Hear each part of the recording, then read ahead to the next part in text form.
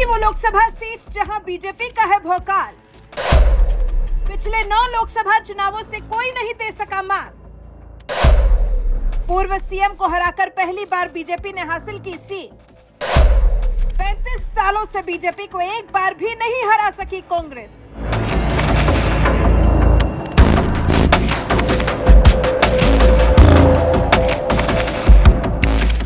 दुनिया के सबसे बड़े लोकतांत्रिक देश हिंदुस्तान में लोकसभा चुनाव की तारीखों का ऐलान हो चुका है, तो वहीं दूसरी तरफ बीजेपी, कांग्रेस, सपा, बसपा जैसी तमाम सियासी पार्टियों ने भी मोर्चा संभाल लिया है। देश में छाए इस चुनावी माहौल के बीच आज हम आपको बताएंगे एक ऐसी लोकसभा सीट का किस्सा जहां पिछले 35 सालों से भगवा लहरा रहा है और अब तो यहां तक कहा जाने लगा है कि कांग्रेस इस सीट से हारने के लिए उम्मीदवार उतारती है।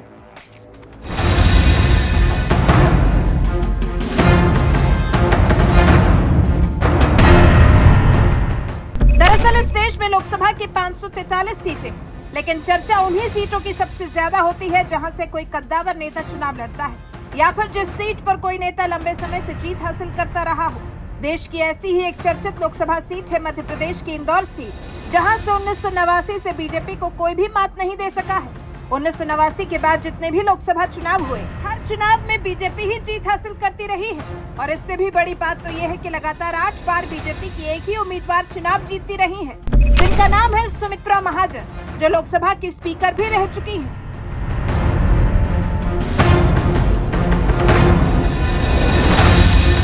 उन्नीस सौ 82 में पहली बार राजनीति में उतरी सुमित्रा महाजन को राजनीति में आए महज 7 साल ही हुए थे कि अटल बिहारी वाजपेयी, LK आडवाणी, मुरली मनोहर जोशी जैसे नेताओं के दौर वाली बीजेपी ने उन्हें पहली बार 1989 के लोकसभा चुनाव में इंदौर सीट से टिकट देकर चुनावी मैदान में उतार दिया था, जिनका मुकाबला कोई छोटे मोटे कांग्रेसी नेता से नहीं था, प्रकाश चंद्र सेठी से था, जो मध्य प्रदेश के पूर्व मुख्यमंत्री के साथ साथ इंदौर सीट से 4 बार सांसद भी रह चुके थे। ऐसे में शायद ही किसी को ये उम्मीद रही होगी कि पहली बार इंदौर से चुनाव लड़ने वाली सुमित्रा महाजन उन्हें चुनाव हरा पाएंगी, लेकिन जब चुनावी नतीजे आए तो सुमित्रा महाजन कद्दावर कांग्रेसी नेता को जबरदस्त शिकस्त देकर तहलका मचा चुकी थी। उन्हें 3 लाख से भी ज्यादा वोट मिले थे, जबकि चंद्र प्रकाश सेठी जैसे कद्दावर कांग्रेसी नेता को 2,07,000 वोट ही मिले थे। 1989 में पहली बार सुमित्रा महाजन ने इंदौर सीट पर जीत का जो भगवा लहराया था, उस भगवा झंडे को आज तक कोई मात नहीं दे सका। इसके बाद लगातार 7 चुनाव में बीजेपी सुमित्रा महाजन को इंदौर से लड़ाती रही और वो चुनाव दर चुनाव ये सीट बीजेपी के खाते में डालती रही। पिछले 8 चुनावों में उनकी जीत पर नजर डालें तो 1989 में बीजेपी उम्मीदवार सुमित्रा महाजन ने 3,19,123 वोट के साथ जीत दर्ज की। 1991 में बीजेपी उम्मीदवार सुमित्रा महाजन ने 3,03,269 वोट पाकर जीत दर्ज की। 1996 में बीजेपी उम्मीदवार सुमित्रा महाजन ने 3,38,327 वोट पाकर जीत दर्ज की। 1998 में बीजेपी उम्मीदवार सुमित्रा महाजन ने 4,40,047 वोट पाकर जीत हासिल की। 1999 में बीजेपी उम्मीदवार सुमित्रा महाजन ने 4,74,167 वोट पाकर जीत हासिल की। 2004 में सुमित्रा महाजन ने 9 विरोधियों को हराया और 5,08,107 वोट के साथ जीत दर्ज की। 2009 में बीजेपी उम्मीदवार सुमित्रा महाजन ने 3,88,662 वोट पाकर जीत हासिल की। 2014 में बीजेपी उम्मीदवार सुमित्रा महाजन ने 8,54,972 वोट पाकर जीत हासिल की। बीजेपी की कद्दावर नेता सुमित्रा महाजन ने 3 लाख वोट के साथ जीत का जो सफर शुरू किया था, वो सियासी सफर 8.5 लाख से ज्यादा वोट पाकर खत्म हुआ। यानी 2014 में सुमित्रा महाजन ने इंदौर से अपना आखिरी चुनाव लड़ा और इस चुनाव में भी 8.5 लाख वोट पाकर जीत हासिल की। इस जीत के बाद मोदी सरकार ने उन्हें लोकसभा में स्पीकर भी बनवाया, लेकिन साल 2019 का लोकसभा चुनाव आते आते बीजेपी ने उन्हें किनारे कर दिया, क्योंकि सुमित्रा महाजन की उम्र 75 साल हो गई थी, जिसकी वजह से उन्हें बीजेपी ने टिकट नहीं दिया। उनकी जगह बीजेपी ने 2019 के लोकसभा चुनाव में शंकर लालवानी को टिकट देकर चुनाव लड़ा दिया और उन्होंने भी इंदौर सीट पर बीजेपी की जीत का सिलसिला बरकरार रखा और 10,68,000 से भी ज्यादा वोट पाकर प्रचंड जीत हासिल की। इस बार भी बीजेपी ने शंकर लालवानी पर ही भरोसा जताते हुए उन्हें इंदौर से टिकट दिया है, जबकि कांग्रेस अभी तक इस सीट पर उम्मीदवार नहीं उतार सकी है। ऐसा लग रहा है कि उसे कोई नेता ही नहीं मिल रहा जो इंदौर जैसे भाजपाई गढ़ में बीजेपी के खिलाफ चुनावी मैदान में उतर सके, क्योंकि जिस तरह से पिछले 9 चुनावों में बीजेपी जीत हासिल करती रही है, माना जा रहा है कि इस बार भी इंदौर सीट पर कमल ही खिलने वाला है। यही वजह है कि अब तो यहाँ तक कहा जाने लगा है कि कांग्रेस किसी ऐसे उम्मीदवार की तलाश कर रही है जो इंदौर में सम्मानजनक तरीके से चुनाव हार सके। बहरहाल आपको क्या लगता है, इस बार भी इंदौर में बीजेपी बाजी मारेगी या फिर कांग्रेस जीत दर्ज करेगी? अपनी राय हमें कमेंट कर जरूर बताएं। साथ ही सुमित्रा महाजन के लोकसभा स्पीकर चुने जाने पर पीएम मोदी ने क्या कुछ कहा था, आइए आपको सुनाते हैं। आदरणीय अध्यक्ष महोदय जी, मैं सदन के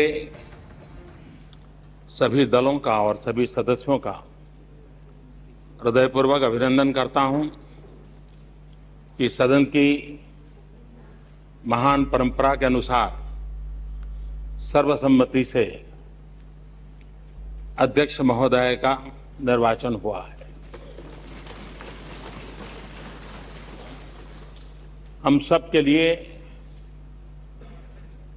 ये गौरव का विषय है कि विश्व के सबसे बड़े लोकतंत्र के इस लोकतंत्र के मंदिर का उसकी व्यासपीठ पर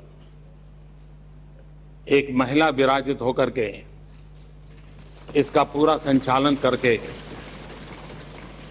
राष्ट्र के सामान्य मानवीय की समस्याओं के समाधान के लिए आपका मार्गदर्शन बहुत मूल्यवान रहेगा।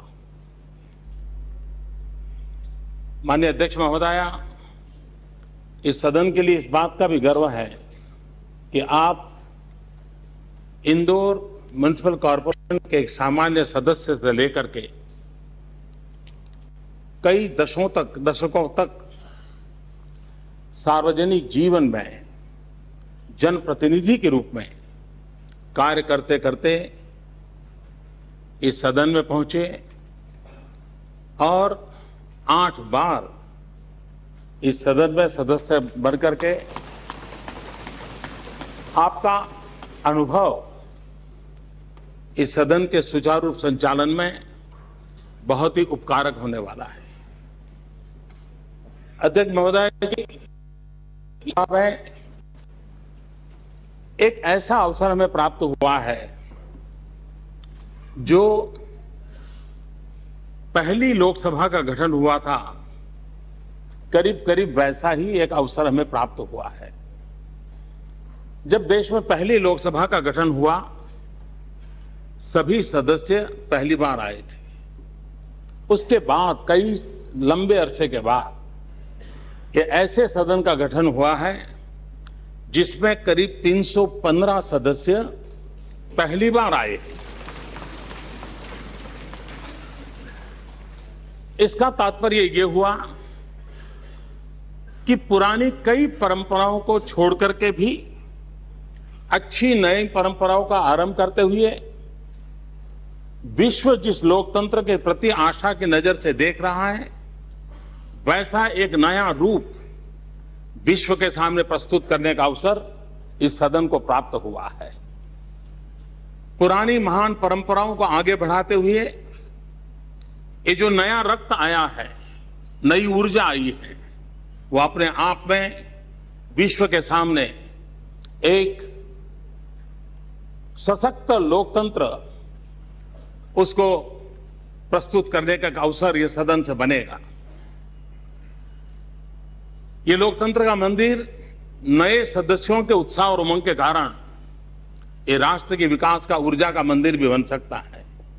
और आपकी अध्यक्षता में, आपके मार्गदर्शन में ये सदन अवश्य उस आशा आकांक्षाओं की पूर्ति करने में सफल होगा। माननीय अध्यक्ष महोदय जी, आपके नाम में ही वो गुण ऐसे हैं कि सबको मित्रता की अनुभूति होगी, अपनेपन की अनुभूति होगी। और हमारे शास्त्रों में कहा गया है कि महाजन येन गतः पंथाः, महाजन जिस राह पर चलते हैं उस राह पर चलना अच्छा होता है। और यहां तो महाजन स्वयं विराजित है, तो इस सदन को उस रास्ते पर चलना और अधिक उचित होगा। मैं आपको बहुत बहुत शुभकामनाएं देता हूं और मैं विश्वास दिलाता हूं कि आपकी आशा अपेक्षाओं के अनुरूप ये पूरा सदन आपके कार्य में सहयोग करते हुए भारत के सामान्य मानवीय की अपेक्षाओं की पूर्ति में कोई कसर नहीं छोड़ेगा। मैं फिर एक बार आपको बहुत बहुत शुभकामनाएं देता हूं और सभी दलों का हृदय से अभिनंदन करता हूं, धन्यवाद करता हूं, जिनके समर्थन के कारण आज सर्वसम्मति से हम इस परंपरा को निभा पाए हैं। बहुत बहुत धन्यवाद।